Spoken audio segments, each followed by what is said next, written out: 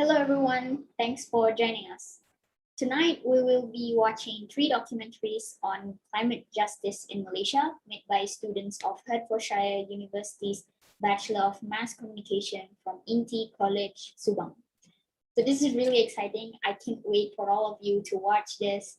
And KAMY has been working together with these amazing students for the past few months, and today is really important to showcase the stories about climate justice in Malaysia. As you know, climate change is multivalent. There's no one cause or one impact. So it can be quite overwhelming sitting down for the first time, trying to grasp how climate change will affect you, your family, and Malaysia as a whole. This is why it is crucial to communicate the urgency of climate crisis in different ways, using different mediums such as arts, films, and music. What matters is that these stories that we are telling have to come from the people, not corporate, not anyone else. So each of these documentaries are 5 minutes long. After playing all 3, we'll talk to the directors to find out their inspirations and what are the challenges working on this documentary in a pandemic. So let me share my screen before we get into the screening. So I'd like to give a shout out to KAMY's current project called Weaving Hopes for the Future. So this project aims to bring voices of Indigenous youth and women from Peninsular Malaysia to COP26 in Glasgow this year. So if you don't know, COP26, it's like the biggest space in the world for climate decision making. And our team is basically planning for an art exhibition that will showcase Indigenous weaving from Malaysia. So the theme behind this art exhibition is to link climate change and land rights, and hopefully we can enable knowledge exchange in this space. So this is the first time in COP26 years of existence where we will be bringing the voices of Malaysia's Indigenous people. So we really need your support. Please head to all of our social media channels and you can donate on our Simply Giving page. Your support will help us buy equipments, materials, logistics, and also set up the whole art exhibition in the UK. You can also scan this QR code on the screen to go to the page.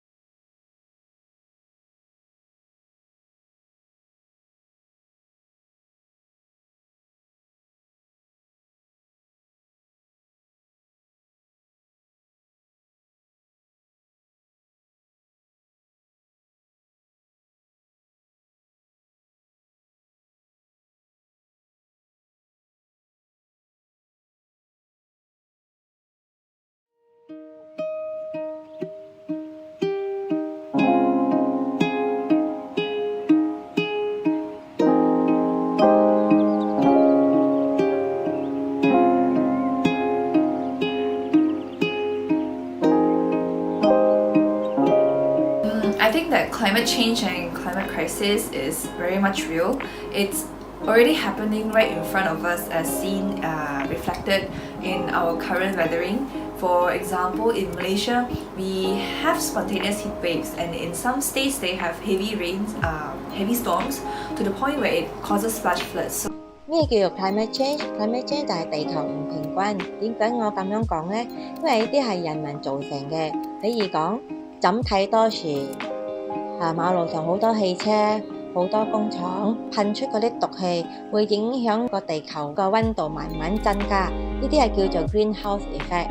Climate crisis, which means a situation where an immediate action is needed to reduce or stop the climate change to prevent a more serious and a permanent damage to the environment. 上午的时候天气是晴朗很热，突然间下大雨哦。 I think climate change is a growing problem because all these big corporations, they are greenwashing the information that they are feeding the public. For example, the petroleum oil rig that the pipeline exploded and the sea is literally on fire. Like problems like that are not normal and will contribute to even bigger problems like contamination of the sea. Will affect the marine life in the sea as well.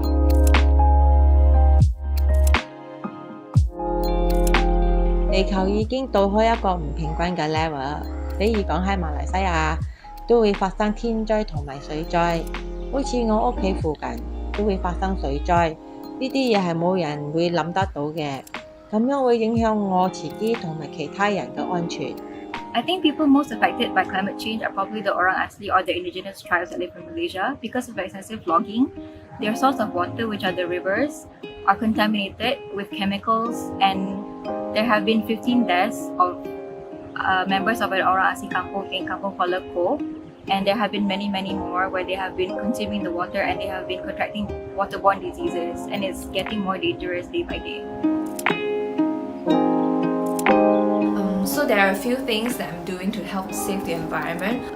First of all, for me personally, I've started using menstrual cups instead of sanitary pads. They're actually quite easy to use and it's not as hard or scary as people think it is. Plus, it also helps to save the environment because menstrual cups are reusable while sanitary pads are disposable and it's only for one use only. 我平時種好多嘢嘅，我有種 aloe vera、板丹葉、葱花，因為會得到啲新鮮空氣，甚至乎你睇到四周圍係清清咁樣啊，你會覺得空氣好新鮮咁樣。 For my family, we use the recycled bag instead of using the plastic bags when going for grocery shopping. Even when there are some restaurants still provide plastic bags during the takeaway, we will reuse it as garbage bag instead of buying the new plastic bags. 平时我会做环保，比如收集铝罐、纸皮、报纸和瓶子，再来就会把它们拿去回收中心做回收。我觉得政府要全面禁止塑料袋，这样可以减少垃圾，保护环境和地球。政府也要向年轻人灌输如何做环保和垃圾分类。 We should care about the environment because it is the ecosystem that provides all natural services for humans and all other species that live on Earth and are essential to our health quality and our survival. 如果每一個人能夠出翻少少嘅力量嚟保護呢個地球，我相信大家都會生活到比較健康啊、開心啊、快樂，咁樣就減少好多病痛啊，健康最重要啦。 Why should we care about the environment? Well, first of all, Earth is our home and there's no other planet out there that we're going to live in except for Mother Earth. So if we don't take care of it, who's going to take care of it? Plus, if we were to have children in the future, I would like them to have a really safe and happy place to live in because otherwise, who's going to be responsible in taking care of this place?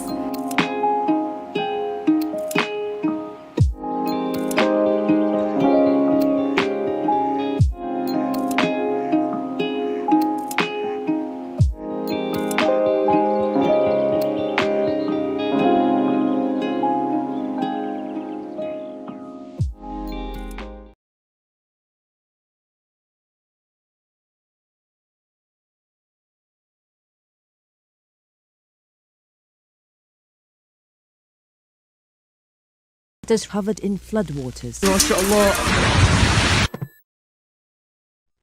The world is burning. Our only home is in danger from years and years of ignorance and neglect. What will the state of the earth be in 30 years? Hi, my name is Patch and I'm concerned about our climate. I've noticed our climate changing intensely over the past few months, and recently the gas leak which caused the fire in Mexico's Gulf made me all the more worried. Because of this, I'm curious to find out if anyone is doing anything about it and if there's hope for the future. Hello, Dr. Matthew. To start off, could you just please explain to me what is climate change? Climate change can happen and does happen for natural reasons, but the big difference with climate change that's happening now is that humans are causing it, mostly through lots of different activities that add greenhouse gases like carbon dioxide to the atmosphere, and these gases have warming properties. Scrolling through Instagram, I stumbled upon a permaculture farm that could answer some of my questions about how climate change affects people working on the ground. So climate change affects many areas, and it's also worse, it affects the food security. As a mother, I'm very concerned about this because I have kids, So looking in the context of farming, many farms use degenerate like farm practices that disturb this natural cycle and damage the foundation of life. And in farming, that is the soil. Malaysia is involved in a climate crisis. Not many people are aware because many of us are not directly affected by it, but the worst is yet to come if we don't do anything. So we are actually experiencing the impacts. Heat waves are more frequent. I think everyone living in this country has experienced this form of, heat waves. I think the direct consequences are heat strokes and death. It's also wide scale and long term. So we see this in the elderly, children, women, and those with existing chronic diseases. So all of this thing adds more pressure to the health sector. So we're actually living on borrowed sunlight or stored sunlight. So that energy is stored sunlight from millions of years ago. So kita punya sunlight storage tak banyak sangat sekarang ni. Now the only thing left is to know whether it's too late for change. Well, it's not that Malaysia is doing nothing at the moment. There are good efforts going on, but we need to do more, I think. So it's a cumulative problem. Okay, every extra bit of CO2 or other greenhouse gas that we add to the atmosphere gives us a bit more warming. So it's like an analogy, a bucket that we're slowly dripping water into, and it's slowly filling up. The water filling up is like the warming of the climate. And so it means every avoided bit of emissions does avoid a very small amount of climate change. Everything that we do can have some impact. The best time to plant a tree was 20 years ago. The next best time is now. So KAMY is actually like I said, climate justice group. We were actually born on the streets. We were doing climate strikes back in 2019. And since then, we have pivoted into doing, advocacy, capacity building. I think there's a lot of people that has been telling me like, oh, why are you doing this? We're not going to make it anyways. But I owe it to the next generation, you see. So we must do something.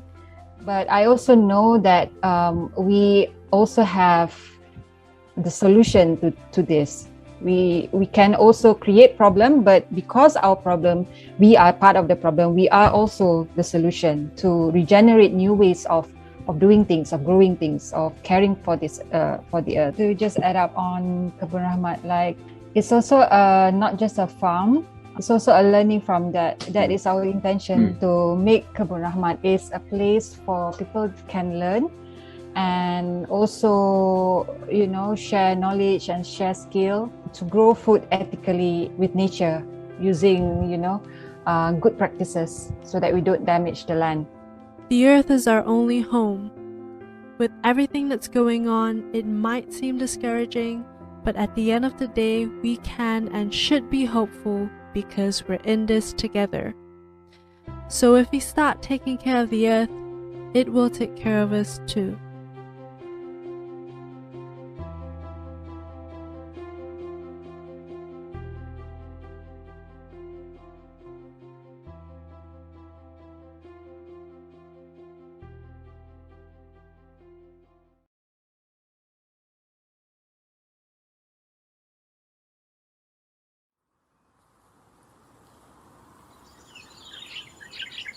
My first encounter with climate change was when I grew up in Kalimantan for a bit. that's where the haze issue was rampant. We had haze every single day, and if not, it was every single week. I remember how Chinese New Year was always hot and humid, but in the recent years it has become rainy and wet. This is very concerning since the monsoon change season doesn't occur until April. Iklim yang saya rasa sekarang makin panas. Bahang tu boleh rasa lah kalau saya duduk dekat rumah, walaupun duduk dalam rumah, rasa bahang dia tu panas sangat. Tapi bila saya masuk ke hutan, terasa beza lah. Sejuk, nyaman, tak perlu kipas pun. The climate crisis is a very personal thing to me. I've seen communities lose their homes, family members bearing the impacts of climate crisis. It is a life or death situation. Fear of helplessness. I get overwhelmed knowing that it's not just the beauty of nature that's getting tainted day by day, but also of humanity. It's unfair that a broken world is being handed over to my generation. And the fact that everything is now remote, everything is now online, it makes it even difficult to raise awareness. COVID-19 is already a result of changing environmental conditions, and it's frustrating how we're suffering from our own actions. Perasaan saya amat sedih dan marah lah sebab hutan tu penting bagi kita. Kenapa kita perlu nyahwatakan dia dan bangunkan pembangunan? Sedangkan hutan kita pun, kita boleh tahu semakin lama semakin pupus. Kiranya hutan dinyahwatakan, perubahan iklim akan terjadi dan habitat haiwan dan flora akan musnah. And one thing about speaking about climate change or climate justice in Malaysia is that, for example, I was doing protests alone in my university and I was threatened by the police and the university itself. This pattern of intimidation kind of continues even when I was out of university, working with Klima Action Malaysia and also other civil societies. From a legal perspective, the biggest criticism of Malaysian law is the lack of climate change legislation. The main law governing our environment is the Environmental Quality Act of 1974, but it focuses more on pollution and its enforcement is pretty weak. Due to our constitution, forest management falls under state authority control instead of the federal government. This has led to issues of putting personal gains and economic benefits over protecting the environment and also the needs of the orang asli. We can see this in the recent example of the degassement of the Kuala Langat North Forest Reserve in Selangor. Bagi saya, hutan ni amat istimewa sebab hutan dengan masyarakat orang asli macam nyawa, macam keluarga. Orang asli tak boleh dipisahkan. Berfikir ialah masa depan kehidupan kami lah. Ada hak kami masih ditindaskan oleh pihak-pihak atasan lah. When it comes to actions, I feel like personal action, individual actions matter. It is, everyone has their own part to do. But my work in KAMY is mostly focusing on advocacy and also bringing the voices from the grassroots level to a higher level, so stakeholders and also policymakers. The environment does not have a voice to protect itself, so propagating government sectors to address climate change policies is the least I can do. The little things count too. My online activism and zero waste advocacies help give people so many creative ways to contribute to the cause. Saya memilih untuk terus bersuara. Saya ingin hidup seperti masyarakat di luar sana. Saya mengimpikan masyarakat saya boleh standing dengan masyarakat luar. Even in fear, there's always hope. I know it's never too late, and until then, I will do everything I can to make a change.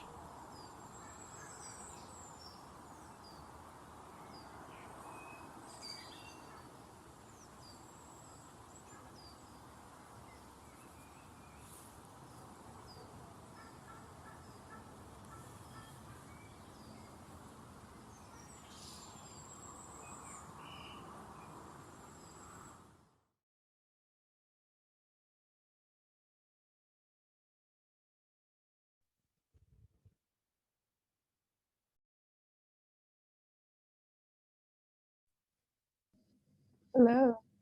Hello.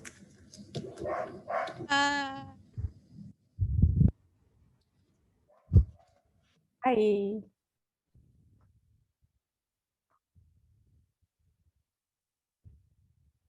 Yeah, say hi.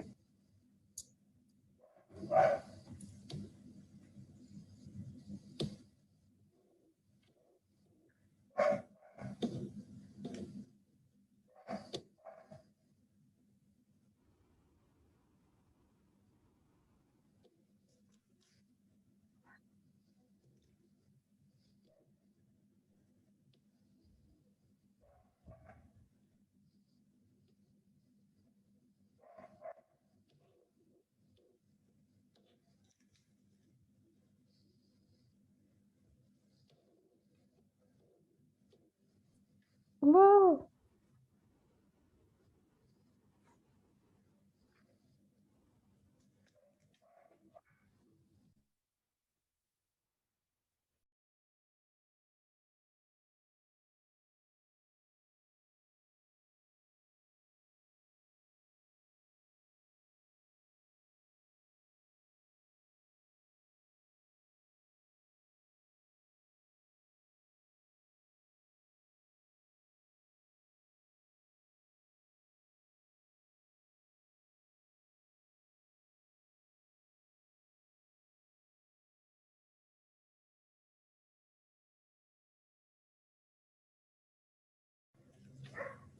Hello everyone.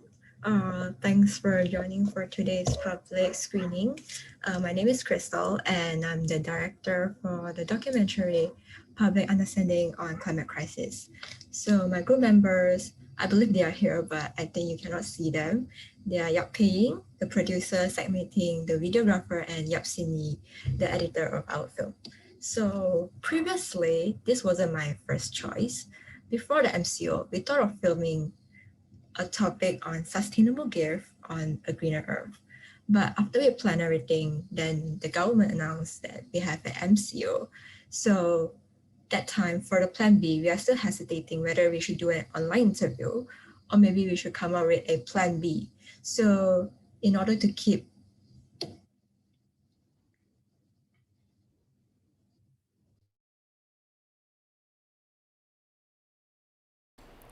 I think you guys can hear me, but let me check the. Sorry guys about this. No, it's fine. You said not everything is perfect. Yeah, I know. So. Did you maybe mute Crystal? Because can everyone hear us? They said they couldn't hear Aru. Okay, but how about everyone else? I'm looking at the comments and they're saying can't hear you guys. So somebody give response please. Hello. now can, apparently, yeah. Now you guys can? Can somebody check? Can any of your friends check? I can hear myself from the stream. Okay, right, we can hear now. Okay, thank you guys. Okay.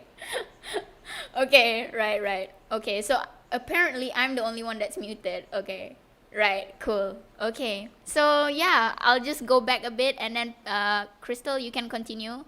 But yeah, so like I said, we're going to talk to three of your friends tonight. And like I said, I feel like all these documentaries, they have totally different, ideas, but somehow also similar because you guys are talking about climate justice and how people feel about climate change in Malaysia. So it'll be interesting to explore your inspiration behind doing this documentary, and also maybe you can share a bit on how you directed this whole thing during a pandemic online. So yeah, go ahead, Crystal. Okay, I'll just start everything over again. Okay, cool. So, hello everyone. My name is Crystal, and I'm the director for the documentary Public Understanding on Climate Crisis. So, where was I? Previously, this wasn't my first choice because of MCO. We have to move to another plan B, and we have to come up with a new one because we thought of to keep everybody safe from and we minimize the contact of outdoors as much as possible. So for this public understanding on climate crisis, why do I choose to create this film? Because as we know that climate change is something serious and it could affect people from around the world. And what I mean by people is not just a small group, it's thousands, millions, and billions of people. And I want to film it because I thought it would be interesting to see ordinary people, or you call it normal people, people from different age group, or maybe you're just a student, on what they know about climate crisis and whether people were aware of climate crisis. And because you see people were having their daily routine running every day, their life have been repeating, we don't see how climate change had affected each of them. And after we finish filming, it turns out that there were people who were aware and they are care for the environment. Whether they do little things in life or they suggest some opinions on why should we care for the environment, filming this documentary able to bring the voices out of the ordinary people so that more people will know about this issue. And as for the difficulties during this film, I can say that this is one of the most challenging experience that my groupmates have. And why do I say that? It's because with my groupmates, this is not the first time that we ever collaborate with each other. We have been in the same group, in the same class for about 1.5 years right now. And the reason why we feel that it's difficult is because we are doing a documentary, also known as an assignment that requires face-to-face interactions during the lockdown. And you can imagine that how difficult it is. When we are shooting during the production session, so no matter you are having a producer role or a director role or even a videographer, because we are filming ourselves, you are realizing that you are doing everything at the same time. It's like multitasking. You are checking the sound system, the quality of film, the lighting, the autofocus, everything you are doing alone. And I remember, I think my groupmates can relate this also. I remember there's one time when I'm filming my mom and I thought that, oh, this was the perfect take and I can cut it off, I check, then I can go back home. But when she was about to finish her last sentence, there's a flock of birds, chips, and oh damn it, I have to reshoot that again, over and over again. And when you're shooting outside, there's so many distractions. Suddenly there's an ice cream man pass by and a newspaper uncle, all sort of things. And what I think is most difficult was that camera equipments. Some of my groupmates and we don't have much camera equipments, but I learned that since we are filming in a household, don't forget to ever explore more and use all your household items as alternative, because if you never try, you never know, it gives you some surprise. So my camera stand was borrowed to my friend. So what I do is I use in Malay you call it cangkul, the one you use to dig the soil. Then you have a hole up there from a stick that I literally tie my selfie stick up there and attach my phone. This is my camera stand. Yeah. So from this experience, it's definitely memorable, but it's not easy. Don't forget to always try and challenge yourself.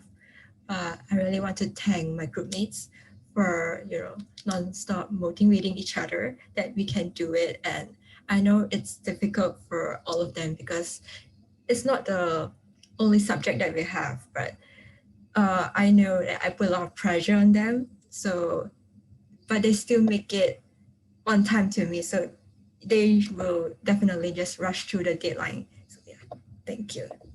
Awesome. All right, Patch, what's up with you? How was the process of doing all of this? Hi, Aro. Everything's up. This is, yeah. I think all of us here feel equally as nervous because it's our first screening. So thank you so much, KAMY, for this collaboration and Mian for making this happen. Yes, hi, I'm Patch, the director for the second documentary you just saw, Climate Change in Malaysia Before It's Too Late. And I was also the person you saw in the documentary. Hello. Yeah, so first, I like to thank my group mates for making this happen, for being so supportive. I think you can see them in the comments hyping us up. Beautiful directors. Thank you so much, guys. Yeah, Patricia for being such an amazing producer, and Marissa for being a creative editor, very stubborn but in a good way. I love you. And Wan for being so helpful as a DOP, and also my family. Sarange for being so supportive and bringing me food into my room when like I don't go out. So yeah, thank you so much. So yeah, everything Crystal said, I relate. We all relate. I think making a documentary while staying indoors is a very difficult thing. And to answer one of the questions, what is the hardest part about making a documentary online? I think one person asked. Can I just say, we had to make a documentary about the environment, which is the outdoors, while being in quarantine. So that itself, this project itself is like a whole challenge. And hearing that sentence, it feels like an oxymoron, you know, like we had to make documentary about the outdoors, but we had to stay indoors. So yeah, but we had fun. I believe all of us had fun, and it opened more doors for opportunity for learning. And it was like that for my group because um, starting when pitching the idea, when we first had the idea, we didn't think that we want to have a narrator. But after filming, after interviewing, after talking to all our subjects, shooting B-rolls, we noticed that the documentary is gonna be so boring. So we were like, oh my God, we have to do something about it. What we need to fix it. So being students we are, you know, what we had were us. We were the resources. So we thought that, you know, we should have a narrator, just try, just experiment. We think it'll be fun, it'll be cool. So yeah, that's how the documentary came about. And honestly, I felt that it was a very bold move because I think it's a bit unconventional that we wanted to try something different, and we didn't really know what we were doing, but we knew that we had to put our best into it. So yeah, I also like to thank our subjects for being so patient with us. We had multiple meetings with Dr. Matthew, with Kabir Rahmat, Ili and Ashari, and Nadia also. So yeah, I was initially, honestly, I was inspired by the workshop when KAMY came to our college and had that workshop. And one of the questions were, uh, what how do you think the future will look like in 30 years? So that really got me thinking, and then everyone in the group was so like into it. We're like, there's gonna be another pandemic, you know, and it's so grim. Our future sounded so grim in the workshop, but then in the documentary, we wanted to highlight that yes, it's harmful if we don't do anything, but we still need to be hopeful. Yeah, so we try to have a narrative like that, and we hope to inspire change in people also, and hope that it can be a wake-up call for people. Yeah, and I speak on behalf of my team when I say we really did put our best into it given our circumstances. Communicating online was difficult, filming while in quarantine, and but we had fun. Yeah, and I think that everyone here should be proud of themselves. And to quote our producer Patricia, this documentary is our baby. We created it. We poured our best into taking care of it, and we are proud of it. So I hope you learned something from this documentary. Thank you. Awesome. Well, I've been hearing the same thing from the two of you guys saying you guys had fun. Are we sure we had fun, guys? Because quarantine was pretty crazy, and I know how hard it is, you know, talking to the subjects and, you know, arranging your time to make sure this is done on time. So, yeah, we'll move on to Adina. Tell us the tea about your documentary. Yes, hi, I'm Adina. I'm the director of Generation Climate. I work with my producer, Lawen Hui, my editors, Adiha Azin and Larson, and I'm here to spill the tea about Generation Climate. So, did I have fun? Yes, I did. I did. I think we can say that we have a lot of fun because we're already towards the end. But really, we were actually suffering because the MCO. Actually, we all had an initial plan before the EMCO was enforced to go out and actually film our subjects. My team, for example, one of my subjects, Kak she's from Kuala Langat North Forest Reserve. And yeah, we wanted to go to her kampong and film her in the forest, get a little tour, find out how she feels about the forest degazettement proposal. And suddenly we had to, stay at home. And so I thought, okay, this is not doable, especially when Kak Aniza is not a filmmaker. She's like, she has her phone and yeah, so we had to figure out, okay, maybe we need something that would really, well, in an attempt to like touch people. And I was looking back at like the reason behind a documentary that's not informational as much as it is a personal and poetic one, is because I sense some sort of disconnect between climate change and the people who share a similar background with me. I'm a middle-class person living in the city, so I'm not exactly at the forefront of climate change, like people, the fishermen with the changing tides, or orang asli with deforestation. So having that sort of privilege, it kind of exposed me to like some really ignorant perceptions about the issue. For example, why do people care so much about climate change? Why are people rioting at the streets? Why are they so angry? I'm not affected by climate change, so why should I care about it? It's just a little hot here, but it's nothing. So it hit me that no matter how much information about climate change that we consume, if we don't feel anything about it, we will continue to be disconnected. And as a filmmaker, I think the best way to learn about something is to listen to someone's story. And yeah, we hear so much about climate change, but not really about the people fighting against it. It's always what's climate change, but never how is climate change making you feel.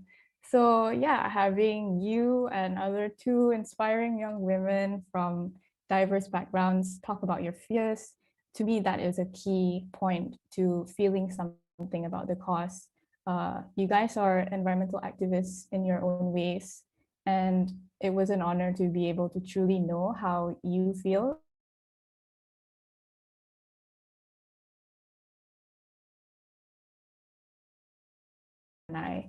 To climate justice. And as for the challenge, honestly, directing online, I never thought I would,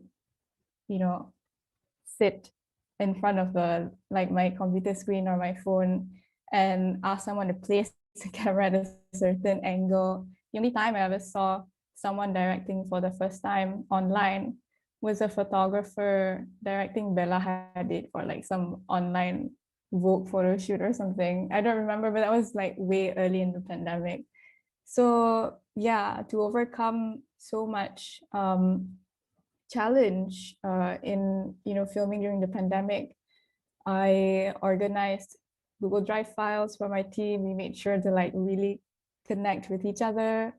We made guide sheets for our subjects to, I showed some screenshots of how I want camera angles to be placed. And our subjects have been very cooperative.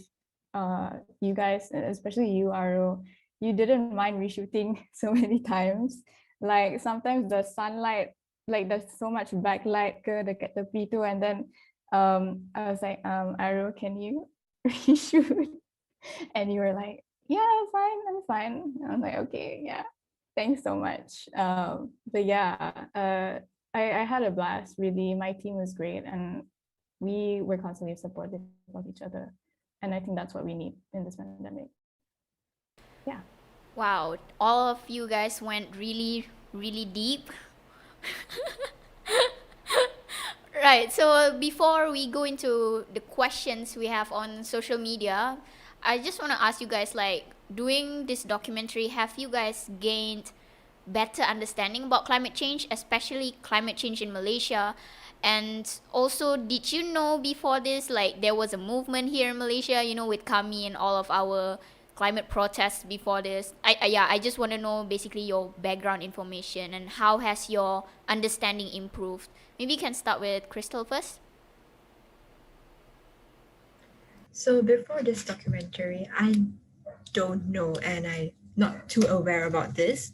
But until because I want to film my mom, then I help her to do some research. Then I learn from them more and more. So as I go, then I will understand what is climate crisis and what KAMY has been doing. So because I filmed this documentary, then I know more about it and I can see what people are doing to save the environment. Yeah. How about you, Patch? Hello. Yeah.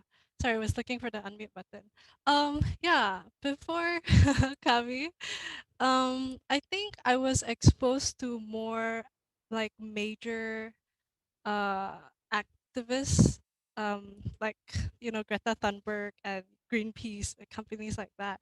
But after Kami, I think I've realized that it's important to also be aware about our local activists. What are we doing in our country? Because then we can also contribute. So yeah. Adina? I completely agree with Patch. I also knew about Greta Thunberg, Jack's Gap from Earthrise Studio. But they're all in the UK, and I didn't know anything about climate activism here. And then boom, suddenly I found out that if Sweden has Greta Thunberg, Malaysia has Aro. Like we have Aro. She started the climate strike. She solo protested in front of her uni. And I find that so admirable. And KAMY as well. It's a growing little organization that's very, very powerful. And even the Weaving Hopes initiative, that is such an ambitious and very, very special initiative that I think everyone should also try and take a look at. But yeah, I didn't know much about climate change. I just knew it was happening. And my team actually has always been interested in, the Orang Asli community. We found it fun to like go into the forest and discover different cultures. So getting to know Kak Aniza was a blast. We bonded over a friendship, and yeah, we hope to see her soon when this pandemic ends and get to know her more. Yeah. Awesome. Yeah, so I'm just gonna pretend that I wasn't one of the subjects, just gonna pretend I'm a host for today. But yeah, I think like talking as a subject, right? I think it was really, really interesting to see how you guys work. I cannot imagine how you guys work, like if it's not a pandemic, like how do you guys do it physically? I have no idea. I never worked with filmmakers directly before this, but it's really interesting to see you guys, all of you guys work, and then we have discussions, talking about the flow of your documentaries, checking in. Yeah, I'd say it's a different challenge, like totally different challenge than doing it, physically and going, like for example with Adina, you go to the forest directly, and now this time you kind of have to talk to Kak Aniza or the Orang Asli only through call, and we know that not all subjects they have the same digital device as us or the same internet connection as us. So that's definitely one of the challenges. But for me personally, doing the shots for Adina for Generation Climate, I didn't mind because I actually I actually enjoyed that. Because it's kind of like my escape, from the whole day of doing webinars, and then I have to get out and take some sunset shots. So that's really refreshing for me. But yeah, I totally understand the challenges that you guys have to go through. We don't have any questions. Yeah, if you guys have any questions, you can drop them on YouTube or Facebook, and we'll read it out to these directors. Before that, right, I want to ask you guys, like, how did your family react? Like, did you tell them that you were doing this, or maybe they saw you, I don't know, bringing cameras for patch, like bawa kamera keluar masuk rumah, yeah, how did your families react to this? Crystal?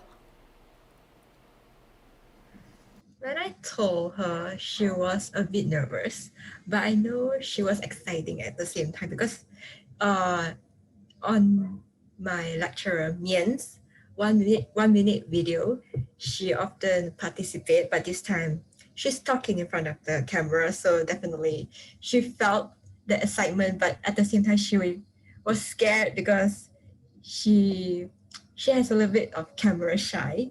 So yeah. But overall, my experience with my mother, yeah, we really bond a lot, and definitely there's a lot of fun when shooting. And yeah, I'm very happy to have her in my video. How about you, Patch?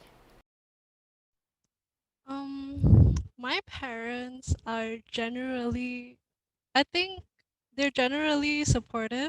They've learned to not be too opinionated about what I do, even though they don't agree with me, because I came after SPM. I wanted to go for fashion, and it's a bit as parents, you want your kids to be lawyers, doctors. My family is still quite uh like that. But I think after they noticed that I was more of a creative kind of person, they learned to just be supportive and be there for me. And in the making of this documentary, because my mom is she loves planting, she loves farming, she loves flowers and plants and everything. So she was supportive of me and happy that we were doing something about helping the narrative of climate change in Malaysia. Yeah, so yeah, my parents are amazing people. Thank you. Go ahead, Adina. Um, as a filmmaker, I think my family has always let me do my own thing. They never really get what I'm doing. I think that's typical Asian household thing, and they're watching right now, but I'm stating facts. I think they don't really know what I'm doing, but once they see me with a camera, they're just like, okay, yeah, she's in her element. Just, let her do her thing. And when I told them about this documentary, I was actually quite excited about going to visit Kak Aniza. So I told them about it, and they're like, yeah, sure, like, do your thing lah, basically. And yeah, they're watching right now. I think I don't have much to say, but I also created this documentary with them in mind. It's to like connect people like them to stories. As a filmmaker, I get to go out and meet people, so I think it would be nice to share it with them as well, and they've been receptive. So yeah. All right, thanks for sharing that. I know, like, during the pandemic where everyone is at home, so we kind of have to work together with our families, and you guys have to see their reaction and stuff. But yeah, we're good to go for like 2 questions. We have a few questions coming in. Right, so this is from Akil. I don't know whose friends this is. But Akil said, so a lady mentioned good farming, soil management, and I was wondering if there's any effort right now being made with the Aboriginals since they know more about the land. I think Akil is talking specifically about one of the documentaries. I think it was the one where you guys interviewed I think it was Patch Kebun Rahmat, I think. I actually think it's Adina with Adina Kak Niza. Yeah, I okay, think Kak it's Niza. mine. Okay. Well, this was not in the film, but we did ask her about how the orang asli takes care of the forest, and she did talk about how they frequently go in groups into the forest to check around and see if there's anything like forest fire, especially during like really hot weathers. So yeah, they go in groups, and they also built like I don't know what it's called in English, empangan. Yeah, and the parit to block floods and whatnot. So yeah, so far that's the information that we collected from them. Okay. Next one is from Kelefe. He said that this is great. Will there be more? Well, I guess this is for KAMY. Yes, we're definitely looking forward to work more with students, especially students in arts. And I feel like this is the first time that we're doing film with students, so definitely more to come. And I would love to work with these students some more if we have the chance someday. For Aru, do you have any book recommendation when it comes to the environment or the climate in the context of Malaysia, where it's really hard to find resources that talks about climate change in Malaysia? You kind of have to dig really, really deep. I don't know if you guys can relate, but it's not just something that you Google about climate change in Malaysia. You need to find credible data and stuff. But you can check out KAMY's page. We have bit-sized climate change information that's localized in Malaysia. But for books, I do have one book recommendation, and it's called Why Our Brains Are Wired to Ignore Climate Change. Try to Google that book, and it will change your life on how you speak about climate change. Okay, one last question. As directors, so this is for all of you. This is from Lakshaman Balakrishnan. As directors, could you walk us through your creative process when dealing with a subject matter as significant as climate change? Who wants to take this question? I think I can try. Yeah. So I am a really visual person. I love pretty things, and of course nature is very pretty. And yeah, my creative process is very much inspired by Jack Scapp's documentaries on YouTube. I've been following his work for a long time, and he went from a YouTuber to an environmental filmmaker. So his films are very aesthetic, and I take a lot of inspiration from that. But at the same time, I didn't want to just do something that's purely for aesthetic. I didn't want to compromise the truth as well. So yeah, I thought trying to make it poetic a bit, like sort of like a diary as well, is a pretty good way to deliver my message. Yeah. Right. So, Patch or Crystal, do you want to add on to that? Yeah, sure. Just like a little bit. I think being a student making a documentary, it's important to have a vision, but also considering the circumstances. I think my group, we had a lot of compromise, and there were also a lot of brainstorming sessions between the teammates. So we were more so more worried about our narrative, because we really had to change it, and there was so much necessary changes we have to make. So I guess the creative process was prompted by necessity and like compromise, and honestly just our circumstances. And yeah, we really tried, because we loved our subjects. Our subjects are so valuable, and every interview took like 1 hour, but the documentary was only 5 minutes. So that was a lot of compromise. And yeah. Crystal, anything to add? I agree with Adina, because definitely I like things that are aesthetic, and because when you see something that is beautiful, you definitely will capture that moment. So when we are filming this, because this climate crisis is something like what you mentioned as a subject matter. So if you want to make it into an interesting film, then you really have to do a lot of research, to see whether how people actually film the documentary, and putting your visions and thoughts. And that's why we always have group meetings to see what my group mates were thinking. Then we just join everything together. Yeah.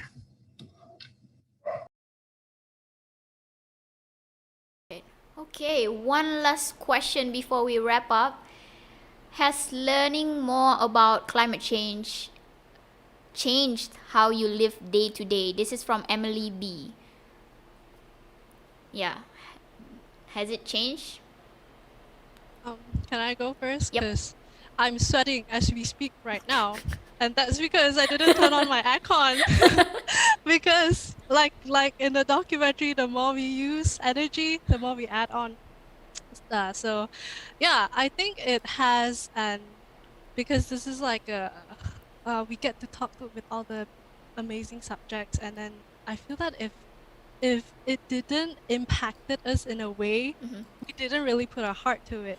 So I think all of us here, and I speak for the whole class, I think it has been significant for us. And I think that we were moved by it even a little bit, and we became more aware of our environment, our usage, our just what we do as humans.